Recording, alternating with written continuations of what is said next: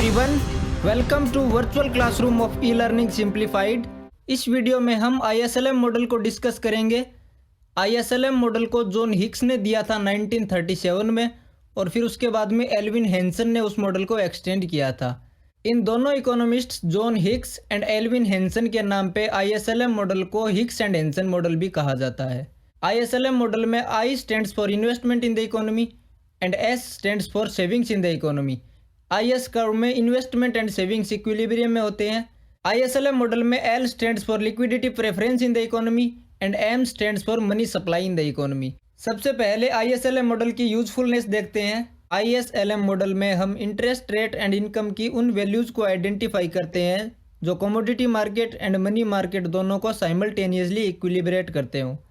Money market में equilibrium का मतलब इक्विलिब्रियम इन बॉन्ड मार्केट। इस हिसाब से हम कह सकते हैं आईएसएलएम मॉडल में commodity market, money market and bond market तीनों मार्केट इक्विलिब्रियम में होते हैं। नेक्स्ट डिस्कस करते हैं आईएसएलएम मॉडल की मेथडोलॉजी क्या है। तो सबसे पहले इंटरेस्ट रेट एंड इनकम की उन वैल्यूज को आइडेंटिफाई किया जाता है जिनसे मनी मार्केट में इक्विलिब्रियम हो। मनी मार्केट में इक्विलिब्रियम का मतलब है money demand is equal to money supply. फिर उसके बाद में इंटरेस्ट रेट एंड इनकम की उन वैल्यूज़ को आइडेंटिफाई करते हैं जिनसे कमोडिटी मार्केट में इक्विलिब्रियम हो। कमोडिटी मार्केट में इक्विलिब्रियम का मतलब है investment is equal to savings in the economy. फिर उसके बाद में इंटरेस्ट रेट एंड इनकम की उन वैल्यूज़ को आइडेंटिफाई करते हैं जो दोनों market, money market and commodity market दोनों को साइमल्टेनियसली इक्विलिब्रेट करते हो। इस वीडियो में हम गुड्स मार्केट के इक्विलिब्रियम से आईएस शेड्यूल को कंस्ट्रक्ट करेंगे। मैक्रो इकोनॉमिक्स में हम इन्वेस्टमेंट प्लस गवर्नमेंट स्पेंडिंग को सेविंग्स प्लस टैक्सेस के बराबर लिख सकते हैं, क्योंकि इन्वेस्टमेंट फाइनेंस होता है सेविंग्स से और गवर्नमेंट स्पेंडिंग फाइनेंस होती है टैक्सेस से। आईएस कर्व के कंस्ट्रक्ट में कॉम्प्लेक्सिटी को कम करने के लिए हम अज्यूम करते हैं इकोनॉमी में गवर्नमेंट स्पेंडिंग एंड टैक्सेस दोनों जीरो हैं। तो हम इस इक्वेशन को लिख सकते हैं investment is equal to savings in the economy. Investment and interest rate के बीच में नेगेटिव रिलेशनशिप होती है, इसकी वजह से इन्वेस्टमेंट का है वो डाउनवर्ड स्लोपिंग होता है। सेविंग्स एंड इनकम के बीच में पॉजिटिव रिलेशनशिप होती है, इस वजह से सेविंग्स कर्व है वो अपवर्ड स्लोपिंग होता है। सबसे पहले हम इन्वेस्टमेंट फंक्शन को देखते हैं।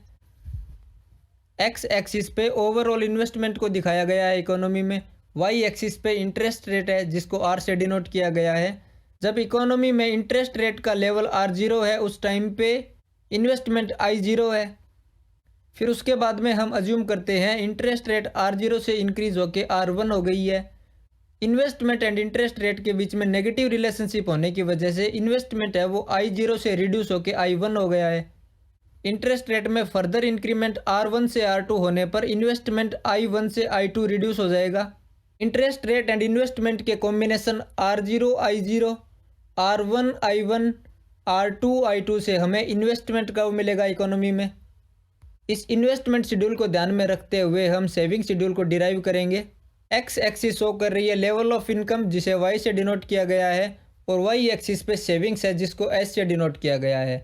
प्रोडक्ट मार्केट में इक्विलिब्रियम एस्टैब्लिश करने के लिए हमने इन्वेस्टमेंट के इनिशियल पॉइंट I0 को सेविंग्स कर्व की इनिशियल पॉइंट S0 के बराबर रखा है। सेविंग्स का लेवल S0 तब है जब इनकम का लेवल Y0 हो। फिर उसके बाद में प्रोडक्ट मार्केट में इक्विलिब्रियम को मेंटेन करने के लिए हमने I1 के बराबर S1 को रखा है। सेविंग्स का लेवल S1 तब है जब इनकम का लेवल Y1 है इकोनॉमी में। फिर उसके बाद में हमने I2 को S2 के बराबर रखा है। S2 लेवल ऑफ सेविंग तब है जब इनकम का लेवल Y2 हो। राइट हैंड डायग्राम में S0 Y0, S1 Y1, S2 Y2 से हमें सेविंग्स फंक्शन मिलेगा। इनकम एंड सेविंग्स के बीच में पॉजिटिव रिलेशनशिप होने की वजह से सेविंग्स का अपवर्ड स्लोपिंग है। अब हम फाइनल आईएस कर्व को डिराइव करेंगे। आईएस कर्व में हम इंटरेस्ट रेट एंड इनकम की उन वैल्यूज़ को आइडेंटिफाई करते हैं जिनसे प्रोडक्ट मार्केट में इक्विलिब्रियम हो। जब इनिशियल इन्वेस्टमेंट S0 के इक्वल है तब इंटरेस्ट रेट का लेवल है R0 और इनकम का लेवल है Y0। तो R0 और Y0 पे इन्वेस्टमेंट सेविंग्स के इक्वल है, तो यहाँ से हमें एक कॉम्बिनेशन मिलेगा इंटरेस्ट रेट एंड इनकम का जहाँ पे इन्वेस्टमेंट सेविंग्स के इक्वल है। इस पॉइंट को हमने A से डिनोट किया है इस कर्व में। फिर उसके बाद में जब इन्वेस्टमेंट I1 S1 के इक्वल है तब इकोनॉमी में इंटरेस्ट रेट का लेवल है R1 और इनकम का लेवल है Y1। तो R1 एंड Y1 से हमें वो कॉम्बिनेशन मिल गया जहाँ पे इन्वेस्टमेंट सेविंग्स के इक्वल है। तो इस कॉम्बिनेशन को हमने बी से रिप्रेजेंट किया है इस डायग्राम में। R2 और Y2 से हमें एक और कॉम्बिनेशन मिल गया जहाँ पे इन्वेस्टमेंट सेविंग्स के इक्वल है। इस कॉम्बिनेशन को हमने C से डिनोट किया है। A, B और C को मिलाने से हमें IS curve that is investment and savings curve मिलेगा। This concludes our discussion for IS curve. Thank you, have a great day.